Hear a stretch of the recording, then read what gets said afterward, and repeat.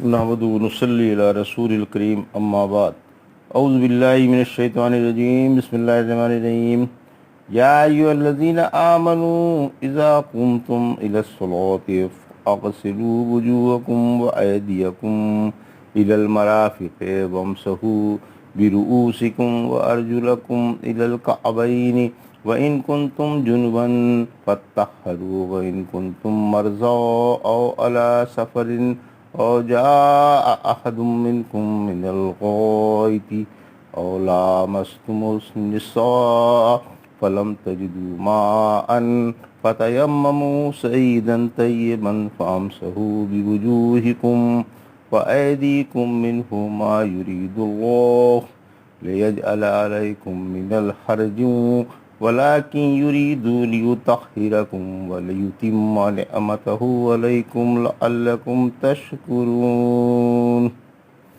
ابھی آپ نے سورہ مائدہ کی آیت 6 کی تلاوت سماعت فرمائی۔ اس آیت کا ترجمہ و تفسیر اس طرح ہے۔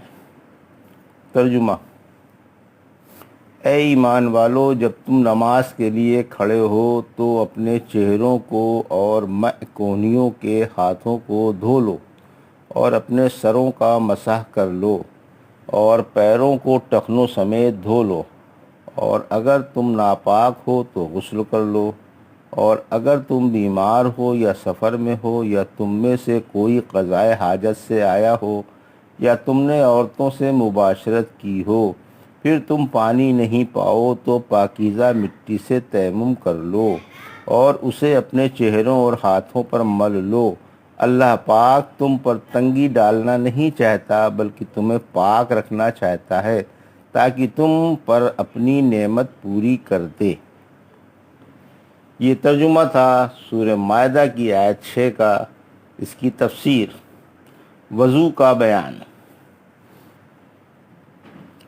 یعنی جب تمہارا وضو ٹوٹ گیا ہو اور تم نماز کے لیے جانے لگو، یا جب تم بیدار ہو کر نماز کے لیے جانے لگو تو وضو کر لو، یعنی پہلے وضو کرو پھر نماز پڑھو۔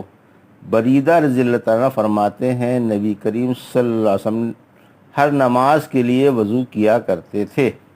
فتح مکے کے دن آپ نے وضو کیا اور موزوں پر مسح کیا اور ایک وضو سے 5 نمازیں پڑھیں۔ عمر رضی اللہ عنہ بولے، یا رسول اللہ صلی اللہ علیہ وسلم، آپ نے خلاف عادت یہ کام کیا ہے۔ فرمایا، عمر، میں نے جان بوجھ کر ایسا کیا ہے۔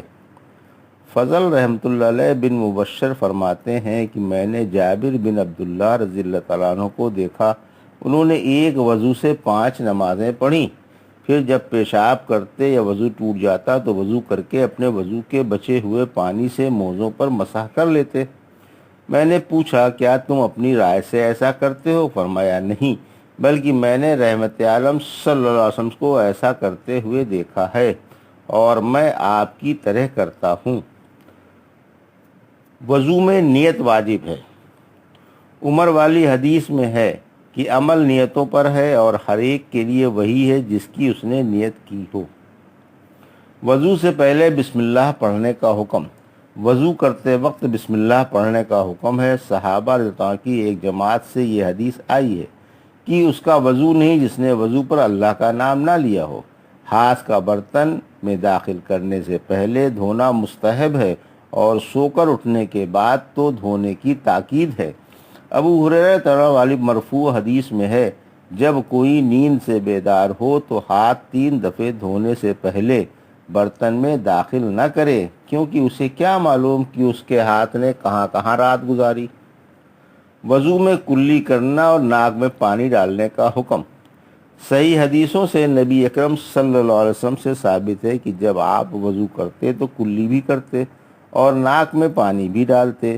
ابن عباس نے وضو کیا، پانی کا ایک چلو لے کر کلی کی اور ناک میں بھی دیا، پھر پانی کا چلو لے کر دوسرا ہاتھ ملا کر منہ دھویا، پھر ایک چلو پانی لے کر سیدھا ہاتھ دھویا، پھر ایک چلو لے کر بایاں ہاتھ دھویا، پھر سر کا مسح کیا، پھر ایک چلو پانی لے کر سیدھے پاؤں پر چھڑکا یہاں تک کہ اسے دھویا، پھر ایک چلو پانی لے کر بایاں پاؤں دھویا، پھر فرمایا میں نے اسی طرح رسول اللہ صلی اللہ علیہ وسلم کو وضو کرتے ہوئے دیکھا۔ پھر فرمایا ہاتھ کوہنیوں تک دھو، یعنی کوہنیوں سمیت، کیونکہ کوہنیوں کا دھونا سنت ہے سے ثابت ہے۔ پھر فرمایا اپنے سروں کا مسح کرو۔ صحیحین میں عمر بن یحییٰ مازنی کا بیان ہے کہ ایک شخص نے عبداللہ بن زید بن عاصم سے، جو عمر بن یحییٰ کے دادا اور صحابی تھے، کہا کیا آپ مجھے دکھا سکتے ہیں کہ رسول اللہ صلی اللہ علیہ وسلم نے کس طرح وضو کیا کرتے تھے؟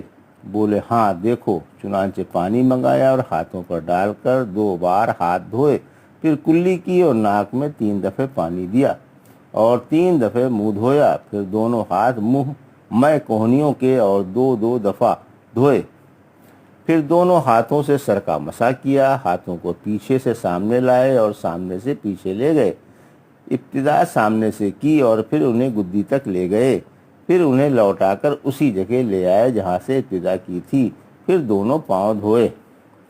پیروں کا مسح نہیں بلکہ غسل ہے۔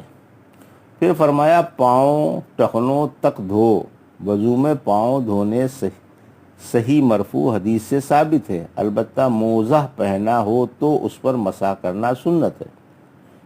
حمران بن ابان فرماتے ہیں میں نے عثمان رضی اللہ عنہ کو دیکھا کہ آپ نے وضو کیا، 3 دفعے ہاتھ پر پانی ڈال کر ہاتھ دھوئے، پھر کلی کی اور ناک میں پانی دیا، پھر 3 دفعہ منہ دھویا، پھر کونی تک 3 دفعے سیدھا ہاتھ دھویا، پھر اسی طرح بایاں ہاتھ دھویا، پھر سر کا مسح کیا، پھر 3 دفعے سیدھا پاؤں دھویا، پھر اسی طرح بایاں پاؤں دھویا۔ پھر فرمایا میں نے رسول اللہ صلی اللہ علیہ وسلم کو دیکھا کہ آپ نے میرے جیسا وضو کیا۔ پھر فرمایا جس نے میرے جیسا وضو کیا، پھر 2 رکعت نماز پڑھی اور دھیان نماز ہی میں رکھا تو اس کے سارے پہلے گناہ معاف ہو جائیں گے۔ ابن عمر رضی اللہ فرماتے ہیں ایک سفر میں رسول اللہ صلی اللہ علیہ وسلم ہم سے پیچھے رہ گئے، پھر آپ ہم سے آ ملے۔ عصر کا وقت ہو گیا تھا اور ہم عصر کی نماز کے لیے وضو کر رہے تھے۔ جب ہم پیروں پر مسح کرنے لگے تو آپ صلی اللہ علیہ وسلم نے بلند آواز سے فرمایا پورا وضو کرو، ایڑیوں کے لیے آگ سے خرابی ہے، یعنی سوکھے پاؤں جہنم واجب کر دیتے ہیں۔ صدیق رضا سے بھی یہ روایت آئی ہے۔ عبداللہ بن حارث نے رسول اللہ صلی اللہ علیہ وسلم سے سنا، آپ فرما رہے تھے ایڑیوں اور تلووں کے لیے آگ سے خرابی ہے۔ وضو میں انگلیوں میں خلال کا حکم۔ عثمان والی حدیث میں ہے کہ رسول اللہ صلی اللہ علیہ وسلم نے انگلیوں میں خلال کیا۔ لقید بن صبرہ میں نے کہا یا رسول اللہ صلی اللہ علیہ وسلم مجھے وضو کے بارے میں خبر دیجیے۔ فرمایا اچھی طرح سے وضو کرو، انگلیوں میں خلال کرو اور ناک میں پانی چڑھانے میں مبالغہ کرو، ہاں اگر روزہ ہے تو دوسری بات ہے۔ عمر بن انحوہ فرماتے ہیں میں نے کہا یا رسول اللہ صلی اللہ علیہ وسلم مجھے وضو کے بارے میں خبر دیجیے۔ فرمایا تم میں سے جو کوئی وضو کا ارادہ کرے تو کلی کرے اور ناک میں پانی چڑھائے اور خوب چڑھائے تو اس کے گناہ اس کے منہ سے اور نتنوں سے پانی کے ساتھ یقیناً گر جائیں گے۔ پھر اللہ کے حکم کے مطابق منہ دھوئے تو اس کے چہرے کے گناہ اس کی داڑھی کے کناروں سے پانی کے ساتھ یقیناً گر جائیں گے۔ پھر کونیوں سمیت ہاتھ دھوئے تو اس کے ہاتھوں کے گناہ انگلیوں کے پوروں سے پانی کے ساتھ یقیناً گر جائیں گے۔ پھر سر کا مسح کرے تو اس کے سر کے گناہ بالوں سے یقیناً جھڑ جائیں گے۔ پھر اللہ کے حکم کے مطابق پیر ٹخنوں تک دھوئے تو اس کے پیروں کے گناہ ایڑیوں کے پوروں انگلیوں کے پوروں سے پانی کے ساتھ یقیناً گر جائیں گے۔ پھر اٹھ کر اللہ کے لائق حمد و ثنا بیان کرے، پھر 2 رکعت نماز پڑھے تو گناہوں سے یقیناً ایسا پاک صاف ہو جائے گا جیسے آج ہی پیدا ہوا ہے۔ موضوع پر مسح کا حکم منسوخ نہیں ہے، سنت مطہرہ سے موضوع پر مسح ثابت ہے، منسوخ نہیں۔ چنانچہ رسول اللہ صلی اللہ علیہ وسلم سے اس آیت کے اترنے کے بعد بھی موضوع پر مسح کا ثبوت ہے۔ جریر بن عبداللہ بجلی فرماتے ہیں میں سورہ مائدہ اترنے کے بعد مسلمان ہوا، میں نے اسلام لانے کے بعد رسول اللہ صلی اللہ علیہ وسلم کو مسح کرتے ہوئے دیکھا۔ حمام کہتے ہیں جریر نے پیشاب کیا، پھر وضو کیا اور موضوع پر مسح کیا۔ پوچھا گیا کیا مسح کر رہے ہو؟ فرمایا ہاں میں نے رسول اللہ صلی اللہ علیہ وسلم کو دیکھا، آپ نے پیشاب کیا، پھر وضو کیا اور موضوع پر مسح کیا۔ وضو کے بعد کی دعا۔ حدیث سے وضو کے بعد دعا کا ثبوت ہے اور اس کی ترغیب ہے کہ وضو کرنے والا پاک ہو کر اس آیت کریمہ کی فرما برداری کرنے والوں میں شامل ہو جائے۔ عقبہ بن عامر ہمارے ذمے اونٹوں کا چرانا تھا۔ آخر میں میری باری آئی۔ شام کو جب میں اونٹ واپس لایا تو رسول اللہ صلی اللہ علیہ وسلم کھڑے ہوئے وعظ فرما رہے تھے۔ میں نے آپ کے یہ الفاظ سنے، اگر کوئی مسلمان اچھی طرح وضو کر کے 2 رکعت نماز حاضر دل سے پڑھے تو اس کے لیے یقیناً جنت واجب ہو جاتی ہے۔ میں نے کہا یہ کلمہ کس قدر پیارا ہے؟ کہنے والے نے کہا اس سے پہلے کا کلمہ اس سے بھی زیادہ پیارا تھا۔ میں نے دیکھا تو وہ عمر رضی اللہ عنہ تھے۔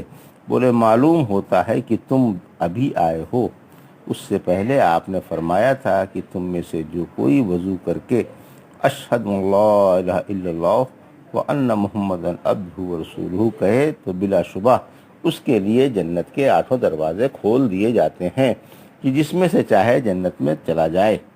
ایک حدیث مرفوع میں ہے حق تعالیٰ خیانت والا صدقہ اور بلا وضو کے نماز قبول نہیں فرماتا۔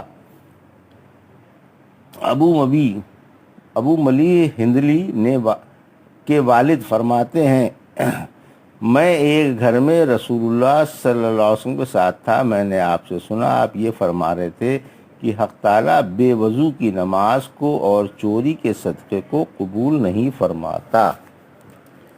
یہ تھا سورہ مائدہ کی آیت 6 کا ترجمہ اور تفسیر جو ابھی آپ نے سماعت فرمائی۔